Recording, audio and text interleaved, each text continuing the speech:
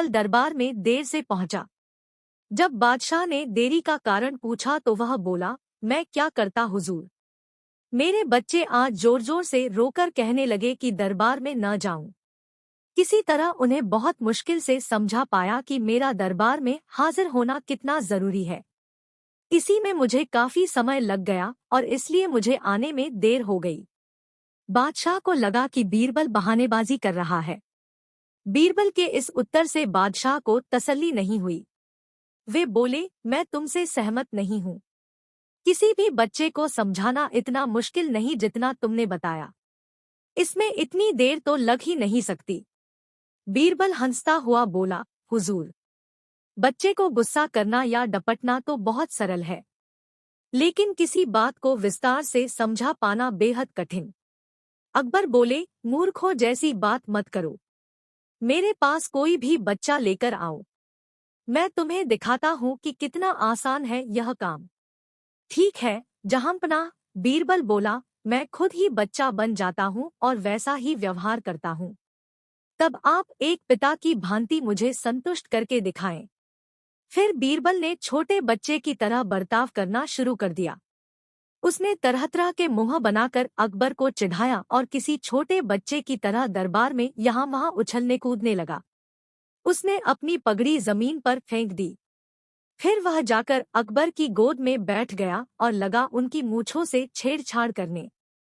बादशाह कहते ही रह गए, नहीं नहीं मेरे बच्चे, ऐसा मत करो, तुम तो अच्छे बच्चे हो न। सुनकर बीरबल ने जोर जोर से चिल्लाना शुरू कर दिया।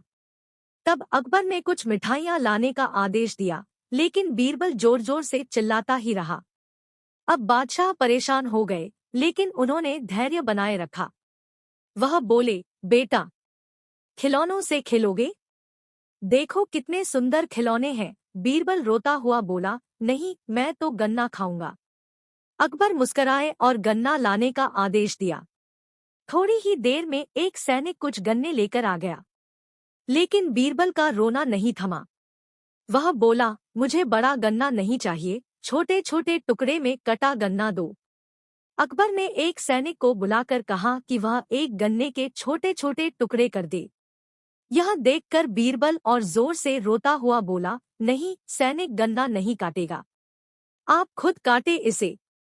अब बादशाह का मिजाज बिगड़ गया, लेकिन उनके पास गन्ना काटने के अलावा और कोई चारा न था। और करते भी क्या, खुद अपने ही बिछाए जाल में फंस गए थे वह।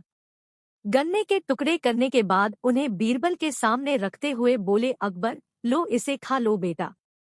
अब बीरबल ने बच्चे की भांति मचलते हुए कहा, नहीं, मैं तो पूरा गन्ना ही खाऊंगा। बादशाह ने एक साबुत गन्ना उठाया और बीरबल को देते हुए बोले, लो पूरा गन्ना और रोना बंद करो। लेकिन बीरबल रोता हुआ ही बोला, नहीं, मुझे तो इन छोटे टुकड़ों से ही साबुत गन्ना बनाकर दो। कैसी अजब बात करते हो तुम, यह भला कैसे संभव है? बादशाह के स्वर में क्रोध भरा था, लेकिन बीरबल रोता ही रहा। बादशाह का धैर्य चुक गया। बोले, यदि तुमने रोना बंद नहीं किया तो मार पड़ेगी तब। अब बच्चे का अभिनय करता बीरबल उठ खड़ा हुआ और हंसता हुआ बोला, नहीं नहीं, मुझे मत मारो हुजूर। अब आपको पता चला कि बच्चे की बेतुकी जिदों को शांत करना कितना मुश्किल काम है। बीरबल की बात से सहमत थे अकबर। बोले, हाँ ठीक कहते हो, रोते चिल्लाते जिद पर अड़े बच्चे को समझाना बच्चों का खेल नहीं।